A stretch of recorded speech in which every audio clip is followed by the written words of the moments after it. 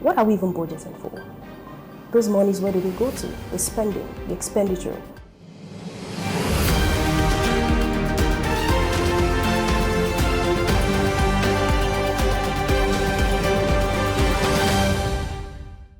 Hello and welcome to another episode of Policy on the Go, coming to you from Gringo TV. I'll start by wishing you all a very happy new year and a heartfelt thank you for sticking with us through the journey. It's a new year and of course we remain committed to bringing you the perspectives that matter the most. And as 2024 drew to a close, we saw that Africa found itself at a pivotal moment in its journey towards sustainable development. The close of the year marked a critical crossroad for the continent. It was a time to reflect on our achievements and forge new paths ahead across Africa. From the sweeping savannas to the vibrant, bustling urban centers, communities did make remarkable strides in blending innovation with development and the pursuit of economic growth. We also saw how our African policymakers demonstrated their commitment to a green economy with over 360 ongoing sustainable infrastructure projects that are valued at over $100 billion across the various sectors.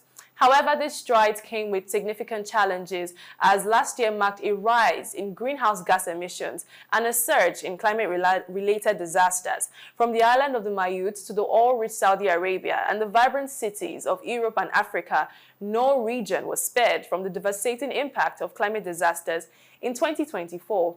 So I'll be taking a closer look at these dynamics with Thomas Mwaba, director and founder for The Voice Zambia's Environment, and Ukaria Ileka, founder, executive director of the Transformers Earth Development Foundation. How are you doing today? I hope I got the pronunciation of your name correctly. Area, all right, that's good to know. And we have Thomas also joining in virtually. Thank you so much for joining, Thomas. All right, so we'll start the conversation. So let's start with you, Ukaria, correct me? Ukaria, sorry, it's going to take, all right. So, we're discussing the green economies and the green policies that we saw last year in 2024. And of course, the different events that happened in 2024. Most remarkably, last year, we had a lot of climate disasters. In 2024 last year, Africa, even though we contribute minimally to global emissions, we suffered almost disproportionately in terms of climate disasters. We had, from records, we see that 4 million people needed aid after the high flooding issues, and 1,500 people actually died by this flooding incident. So now the question is, because we've seen that Africa actually contributes minimally to global emissions, but there was this alarming rate of climate disasters, especially last year. Why do you think this happened, and what solutions do we need to put in place better prepared this year, and there's much more resilience this year in terms of our climate building and able to ensure that there's reduced climate disasters? What do we need to do differently? But first of all, why do you think there was such an alarming rate of climate disasters in 2024? Okay, thank you very much, Tony, for that question. And it's actually a very critical thing to look at, because considering the rate of climate disasters that was recorded last year, it's quite alarming. Mm-hmm. And but I would say we should even start from data. We should start from, how do we incorporate even technology in some of these things that we're doing? Because when you employ data-driven solutions, you would be able to compare, with historical events to know exactly what happens. The likes of developing countries, United States, and the rest of that is what they employ. To talk about the fact that even before it happens, they give a prior warning and possibly, find out how to cushion the effect of that disaster, peradventure eventually happens. Mm-hmm. Of course, it usually happens. Like, there are a lot of hurricanes that happened between last year, 2024, in the United States. So why do we need to also keep, I feel like from within, we should start doing things differently. We should, invest more in climate resilient infrastructure. It's very critical. And I don't want to go international now, but because I believe that we are responsible for a lot of actions that is happening within, right? Going from the actions of industrialized, side of sectors and the carbon emissions and all of that. So how do we begin to look inward, to put checks and balances on our own actions that trigger some of those things that happen? And then, like I said, there's a lot of work that we need to do in investing in climate resilient infrastructures, right? And building walls. It's not going to be quite it's in terms of funding, yes, I know that it's still a challenge, but we need to start from somewhere. Even, investing in like agroforestry, investing like conservation and all of that. And yeah, and look inwards and look at how we can prevent. We shouldn't look at control. I believe that at this point we should look at more preventive measures. Yeah. Instead of waiting for it to happen. And then another thing is, how do we involve the communities? How do we increase the capacity of the communities being affected? Do we even, it's not just enough to wait for it to happen and visit them. But before these things happen, we already know that, okay, maybe most zones or most locations or areas are likely their most vulnerable communities. So we get prepared, both in funding and infrastructures. So I believe that will go a long way in, cushioning the effect of what we're seeing. Yeah, but a lot of people actually blamed the developed nations for, even though we were the ones facing the disaster, because yeah, you mentioned carbon emissions and industrialization, but like I said, it's not up to the amount of the developed nations. Don't you think that they also had a role to play? And do you think that they should take up some form of better responsibility and strategies to ensure that there's better equity this year, to ensure not, the most vulnerables that are not even as involved as much in these things don't suffer while they are the ones that are benefiting because of, industrialization and all of that. So don't you think they also have a role to play in this? Yes, like I mentioned earlier, it's not even it's a no-brainer, right? Because Africa, I mean, the developing nations, their contributions to the emission is very minimal. Like the likes of China that has like 35%, India, US and Europe. So, but what I'm saying is, as much as we are also looking out for them to, fulfill their own commitments, which as of now, it's very abysmal, and look at what happened last year in COP29, giving the commitments about 300 billion annually. So I believe that there's still a very huge gap in the financial commitment.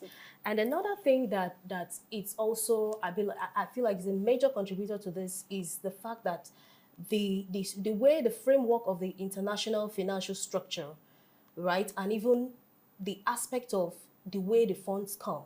Remember that some of these funds, they come in form of loans, some come in form of equity, and then grants.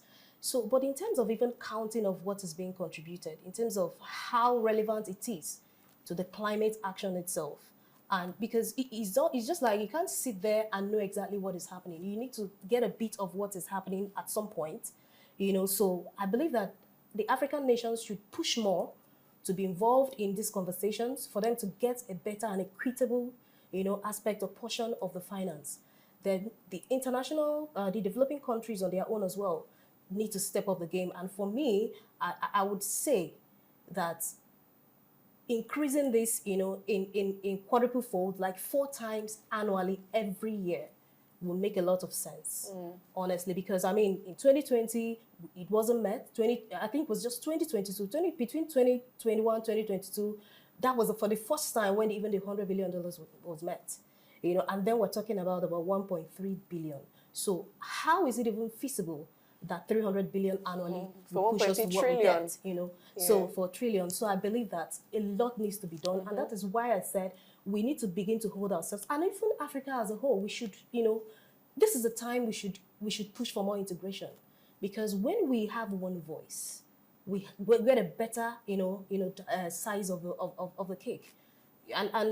Because if we're still playing at the regional levels, for instance, even though I understand that the effects, is different in terms of the different regions, but we need to speak in one voice. We need to make sure that Africa is fully represented, that the representation of whatever we're putting out there is what the entire African country wants. All right, thank you so much.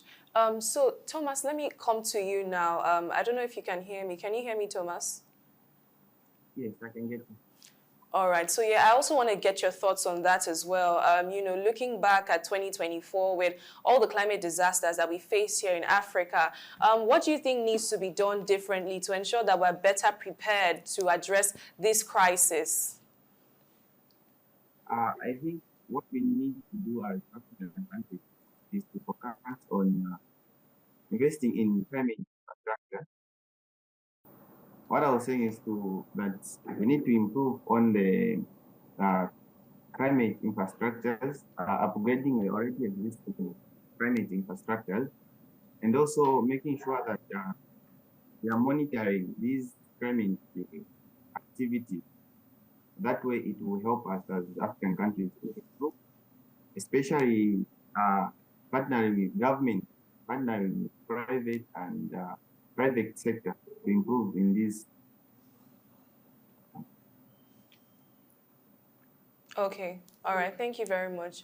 So let me continue with you first before we go back to Thomas. You know, still looking at the couple of reforms that happened last year. Last year, many African countries, for instance, Nigeria and Angola, they made use of energy subsidy reforms to address certain environmental and economic challenges. You know, for instance, in Nigeria, we had the removal of the fuel subsidy, the electricity subsidy reforms as well, and all of that. Do you think that these measures was what we needed to address these challenges of both the economic growth that we're looking to get as well as the environmental goals that we're looking to achieve? Do you think that that was the measure that we needed to take to achieve that feat? Okay, well, looking at the policy side in terms of some of the reforms that happened last year, of which energy was one of them, and of course, everybody saw the removal of fuel subsidy. I think the problem is not about the reforms. The problem is about the effectiveness of that reform, right? So at this level, I think I would say it's still mixed, right? Mixed because as much as you're removing the subsidy, you know, as part of the reformation, you know, part of the policy reforms, we didn't see was there was no social protective measures, you know, to cushion the effect of increase in prices, inflation, which is, I mean, what we're seeing today that also had a ripple effect on people, you know, hyper food inflation, you know, a whole lot of things, you know, happening. And this is now why I said the effectiveness of the reform is what matters. So, and then should there be a review on some of these things? Yes. I would say yes. There is need to find a review and also look at the social protectionist side of it, to look at how will the people survive amidst the increase. Because definitely at the point where you're removing the subsidy, what were you thinking? Definitely is going to trigger a whole lot of things, because subsidy is just one on its own. You know, there are other independent variables that would work, you know, alongside that subsidy removal to ensure that, you know, they push back the economy in shape. So yes, I would say that the reform was needed, you know, but what we did with the removal or what we did with the funds is very important. So the use of the funds, you know, from that subsidy removal, which was part of the reform, is very critical. So, and I would say, you know, to the very best of my knowledge, I will put it this way, that it has not represented, you know, any significant effect on the lives of the people, you know, in terms of you know, the livelihoods, in terms of even per capita income, in terms of, you know, GDP growth. So the question is, what should be the next step for us? You know, so we need to go back to the drawing board and look at, okay, yes, in as much as it was a good decision, but what did we need to start doing right? So how do we need to start pushing off those funds? And then for us to get the sort of results that we needed, you know, that you know, because at the end of the day, like I would always say, it's not enough to just copy something. Right? If you want to paste, make sure you're pasting it correctly, that you get all your facts and figures right.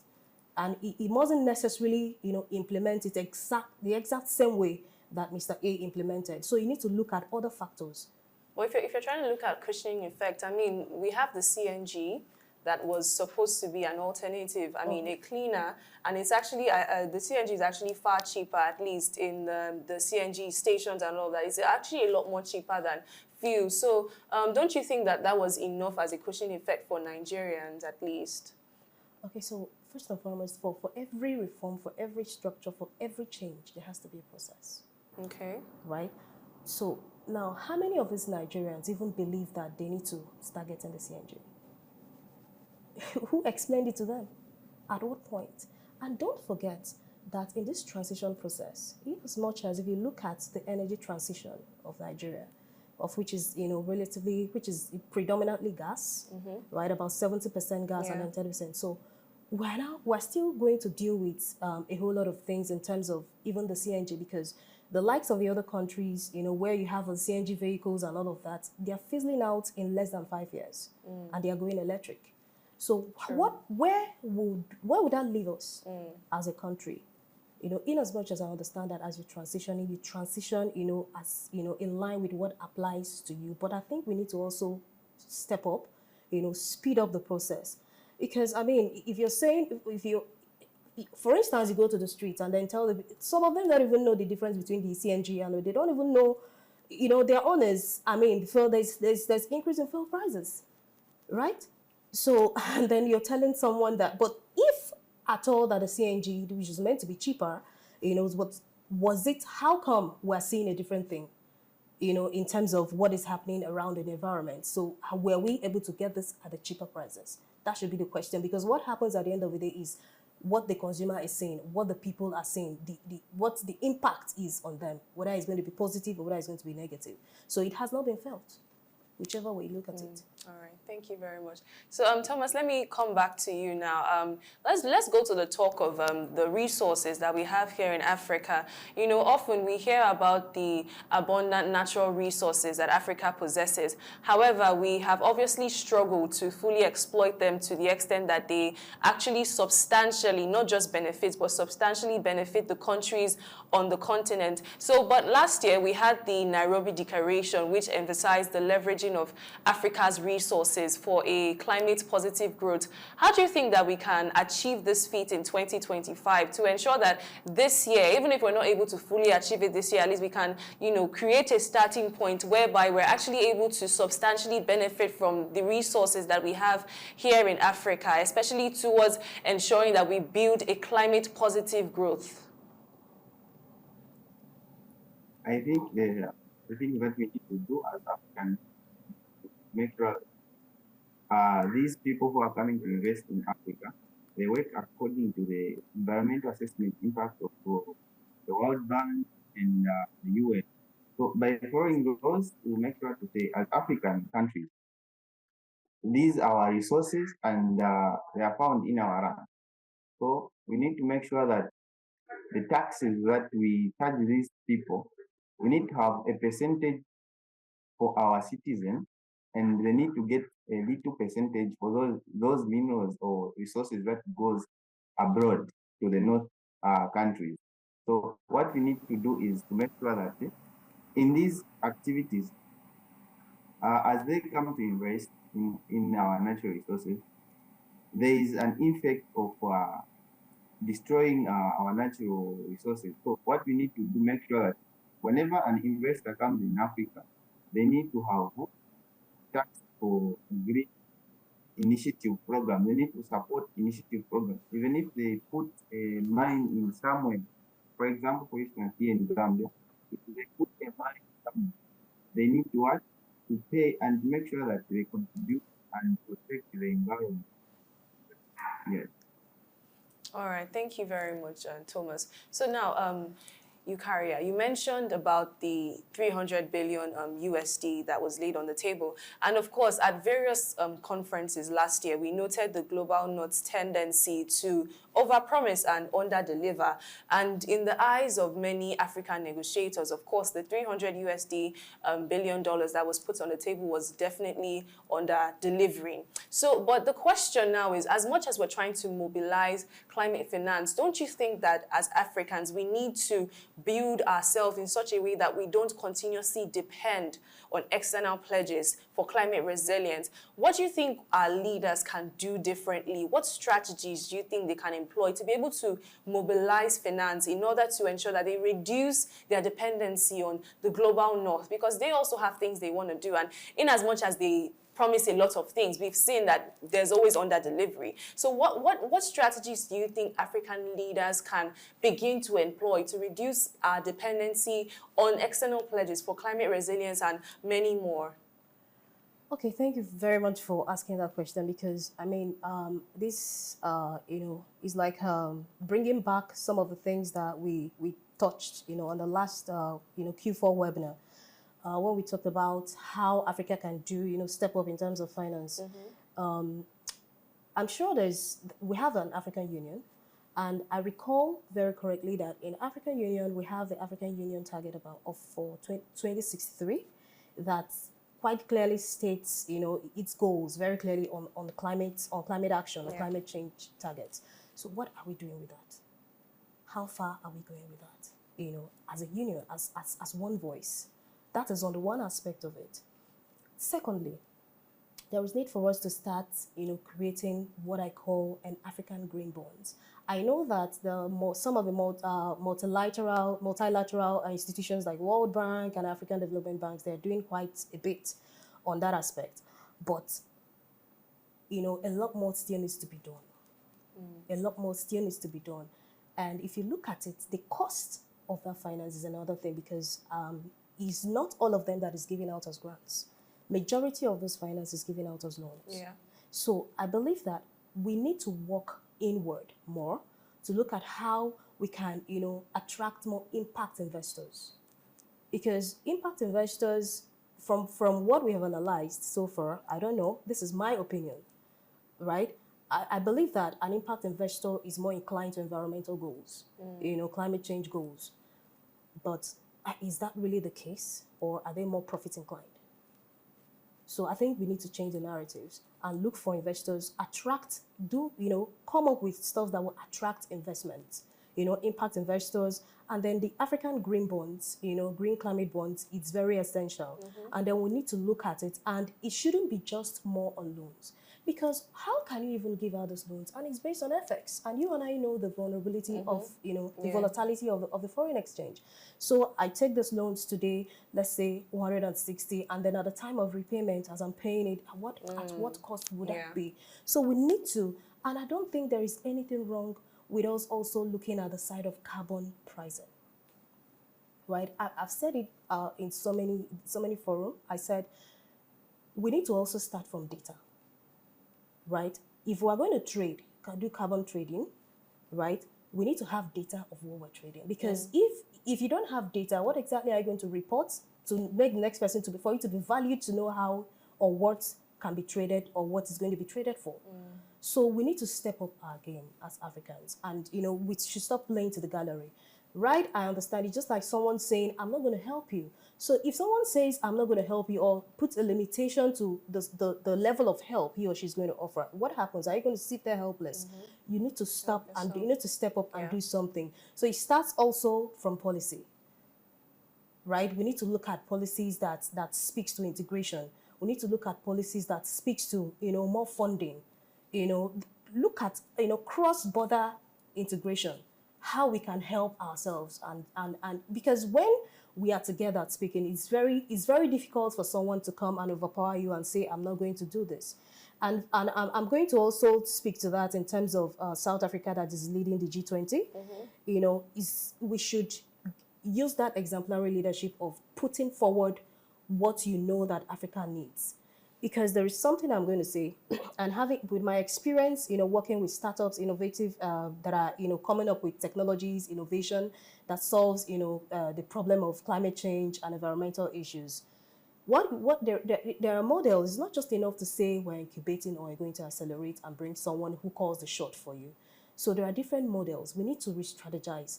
Look at blended financing as well, right? Involve public-private partnership in these things. It's very essential. I see a crowding out of private companies, of private investments, because they are not at the center of the conversation. So as Africans, do we have the capacity? To an extent, I would say yes, we have the capacity. But what we need to do is to strengthen that capacity, both financially, technology-wise, and in our strategy.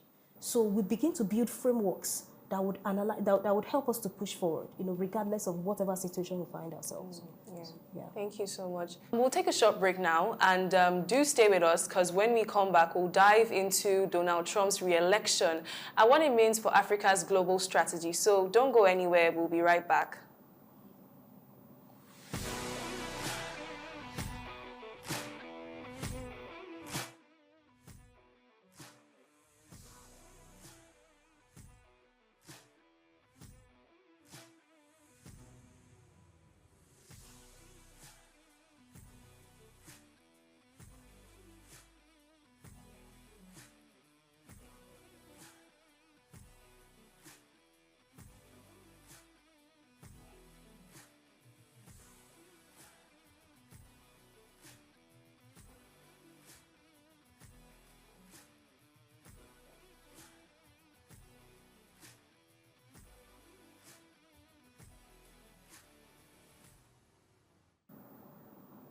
Thank you for staying tuned. You're still watching Policy on the Go on Gringo TV.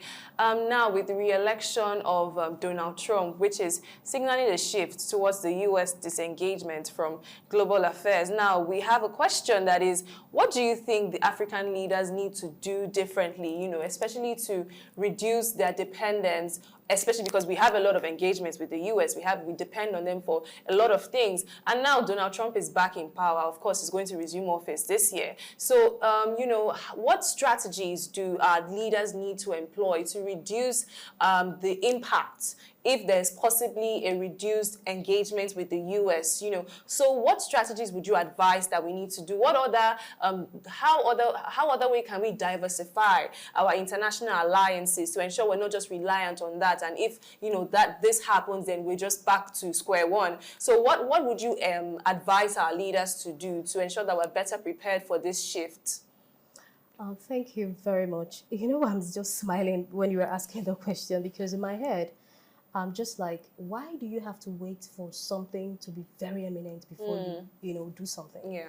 Because, every other day, what I know in leadership is that you should be prepared, right? You don't just wait for something to happen before you start thinking of what to do. Why did I say this? Assume we lose U.S. market completely. Have we diversified? The question is no. Because what other markets can we hit our chest to say, oh, we are exporting to, as Africa, I know the likes of cocoa and all of that. And, so what other markets have we really diversified, trade to?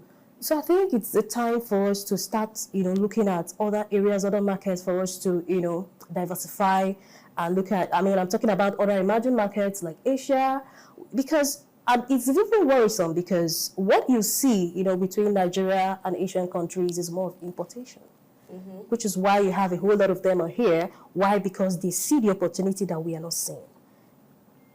If you see the level or the extent or the percentage at which, the Asian countries troop into Nigeria especially, is because there are opportunities. So why do you think that an external person is seeing an opportunity that you have not analyzed and seen that you need to capitalize on very quickly before they now take advantage of it? So what you see is importations. So how many of these opportunities are we ready to leverage on for these emerging markets? We have Europe, we have Asian countries, and we have the Middle East. So it's very imperative at this point, otherwise we're going to pay huge consequences for inaction. So even if because if we had done this a long time ago, that has been so many outcry from different quarters for diversification, and for production, not just because even look at, truth be told, the production, it's not even enough for domestic consumption. How much more exportation? So how do we ensure that we boost productivity? How do we ensure that we come back, analyze and see, okay, do some work and say, okay, how do we push into this market in terms of exportation, and also ensure that we ensure that some of these products are also up to international standards, right? Because that's another angle that it can push your way out of the market. So you need to cross your T's and dot your I's. Ensure that you look out for all the other emerging markets, so that even if US is gone, you have other markets to push into. So, and then you keep trading. So yeah, you're speaking about imports. I was about to go there because there are projections rather that in 2025 our imports are going to increase to about $100 billion by this year, and we have what's it called? I think about 2.17 million people that are currently dependent on these imports for their livelihoods. So now you're talking about boosting ourselves. How do we exactly boost our local economies to ensure that we are better prepared for this and we can actually reduce our dependence on this importation, especially of food and all of that? First and foremost, it has to start with economic activities. Right from the budgeting. What are we even budgeting for? Those monies, where do they go to? The spending, the expenditure. Because are you spending on things that would give you, revenue for you to be able to invest, for you to be able to grow, for you to be able to produce? For instance, how much is being spent on agriculture? How much is being spent on climate smart agriculture? That is another aspect that government needs to look into in terms of policy frameworks, in terms of even infrastructure, in terms of technology. Because if you're very climate smart, right, it requires a whole lot of things. It requires a whole lot of technologies for you to put in place, right, for early warning, and then even when there is a warning. So how do you also mitigate at the end of the day when it happens, right? So how are you, the likes of China, they have the green zone. So what have we done? Look at what is happening at Sahel, drought and all of that. So, but are we even investing in those drought resistant, seedlings and all of that? In terms of flooding, what are we doing? So it starts from budgeting. What are we spending these monies on, right? Or are we just, doing the merry-go-round on recurrent expenditure? So from within, planning. And planning, budgeting, you're planning the process and all of that. So when you regress your X and Y, definitely you get the best results and know how to, strategize, and economy grows. Because if, for instance, a farmer, and of course the issues around the food insecurity, right? Agriculture, I believe agriculture still has the capacity to boost the economy of Africa. To a very large extent. It has a huge capacity, it has a huge potential in agriculture. But we need to start doing things the right way, right? So by the time we get things done the proper way we're supposed to do them, so you discover that the issue of, whether some people who are dependent on importation, and then strengthen the capacity, because there's some goods that we import that we don't need to import. And then technology transfer. Technology transfer is very important, because if we have that, if we leverage on technology transfer, you discover that if I need to import this pencil, so what stops us from producing the pencil and exporting it to other countries that don't have access to it? So we need to re-strategize, right? Both in our thinking and the way we do things. So I understand, I hear you when you say the importation aspect of it, people are importing, but don't also forget that. Is that going to help us as a nation? It's not going to help us as a nation. So, and then we also need to stop sabotaging some of the things, some of the good works that people are doing. Yes. Because there are a whole lot of work that is being done, but I believe there's a lot of sabotage as well. And corruption. Don't even remove the fact for, because here is an outcry for renewable energy, solar, wind, and all of that, people to invest. And then there is still some aspect of people that says, oh, this generator, I have to sell this, and not because it's your business. It's your business. I feel that people should be sensitive enough to know exactly when to, move with the things that would, bring positive impact to both those people in businesses as individuals and as a country. Because if you feel that, okay, because this is your business, therefore you sit and do nothing, then a time would come when, everything would have to be swept away, because people, the level and the rate of transition will leave everybody behind. And that is not what we want. We want a just and equitable transition, so that domestically we're good. At the international level, we're good as well. Yeah, now you spoke about wanting a transition. Some people, there have been arguments, especially that as Africa, as a continent, that we shouldn't necessarily push for the rapid green industrial transition because it is economically impractical. Do you agree with this, or what specific measures do you think we need to employ to better prepare ourselves? Because, when you think about a lot of African countries, of course, they are servicing debt. There's a lot when it comes to economic strength, rather. So, the question now is, those people, they have their reasons for saying, oh, we should, slow down on the rapid green industrialization, because looking towards a green growth economy, it's expensive. It's not just something that's just going to come like that. So do you think it's truly economically impractical for us to push for it, or how soon do you think we can achieve this, considering the economic dynamics that we face? Okay, I don't think it's economically impossible for us to achieve this, right? But what I also think that the Global North should do is to incorporate something like a debt relief for developing nations. Is very important as part of the climate goals, right? Because you can't talk about you're giving loans, you're giving this to someone who is already owing, right? So how will the person be able to get this? So there should be some sort of relief as part of the climate action, as part of the climate assistance or whatever thing you're giving, so, and then we can then, put it in different phases. There are different levels of industrialization and different levels of growth. So when you strengthen capacity at different levels, but the question is, have we even mapped out this roadmap? Do we have this roadmap? So I believe there could be roadmaps on, okay, maybe renewable energy roadmap, different roadmaps. But in terms of, the rapid green industrialization, do we really have the specific roadmap to say this is how we transition? And I understand that this is why Nigeria said we're going to be 70% gas first, right? And then, but at what point are we now going to leave the gas, the gas phase to the next phase? You understand me? So at what point are we going to leave the gas? So if everything is well defined, so it will also help us to evaluate to say, okay, we've done well on this. I think we need to reduce it to 40% and then do the other side. So we'll be able to, have a good pie chart that is balanced. So yes, it is achievable, but what matters is how we get it done. All right, thank you. Now let's look at, we're still looking at a couple of promises that were made. Last year, we also had the UNCCD COP16, and the major goal was to restore 1 billion hectares of land to especially the most vulnerable nations that have lost it due to climate disasters and all of that. Do you think that this is achievable anytime soon? And how do you think we should go about this? And what do you expect from this particular goal that they have set in place? What do you think we can actually gain from this? And how achievable do you think it is in times to come? Okay, that's a very, that goal is quite ambitious, right? And one thing with ambitious goals is, I don't know if the parties involved, the key stakeholders involved were part of that conversation before that goal was set. Because it's very beautiful, like I said, quite ambitious. But what is in place to even achieve half hectare? Not to talk about, that, hectare of magnitude. So let's not live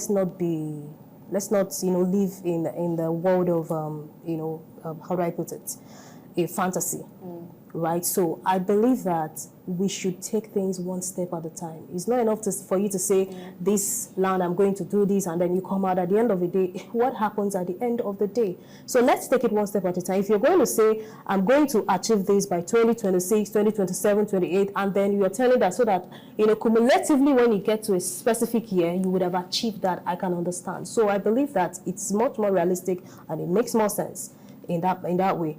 So, so it depends on how they want to do it, but it's quite an ambitious goal because we are still dealing with the funding aspect, and then now and that's another aspect. Though I am happy that because that is more like a technical support, right? Aside from funding, land recovery and all of that. So I think we should also push for more negotiations like that, right? So that would speak to other technical supports.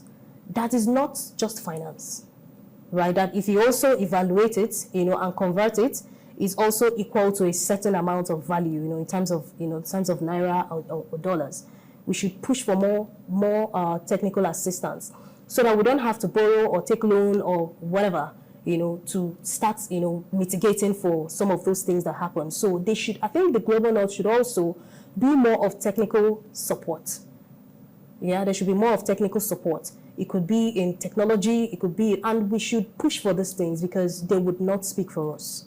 So we need to push for more of those things. So on that, it's achievable, but it depends on how we break it down. Because one thing with ambitious goal is that you need to break it down. It has to be smart. Yeah. It has to be realistic, and it has to be timely. So they should break it down into the different times of the year, and at what portion or what quota will be achieved at specific time frame. So then I can understand that we are heading somewhere. Yeah. All right. Thank you very much. So as we wrap up the program now, what's one very key message that you'd like to leave, especially for our policymakers, stakeholders, and looking at all the promises that were made in 2024 to ensure that 2025 is actually a year of tangible progress and not just missed opportunities as it seems as it has been for other years? So what's that one specific message that you want to place on the table that we need to employ to ensure that we actually make tangible progress this year? Okay, I would say the specific thing or message I will leave for policyholders and our leaders is this. It's very simple. We should be much more deliberate. We should be a lot more deliberate about the policies we come up with. We should be a lot more deliberate about the projects, the sort of projects we're financing. We should be a lot more deliberate about the conversations we're having. We should have smarter negotiations. It's very important at this time. Our negotiations should be smarter, and we should start speaking in one voice. We should integrate, and we should look inwards, push more funds into what is needed at the time so that we can make tangible progress. All right, thank you so much, Ukaria, for joining in on the program.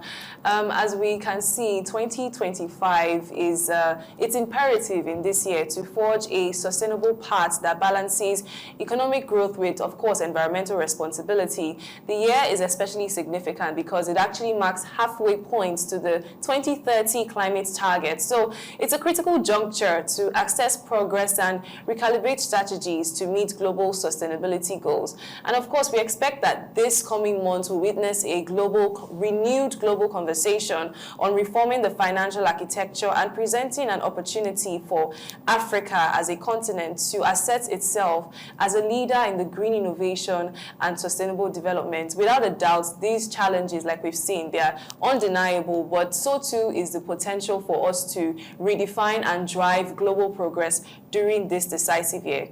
That's a wrap on the program for today, and many thanks for watching. I'm Tonio Gubanjo. It's bye for now.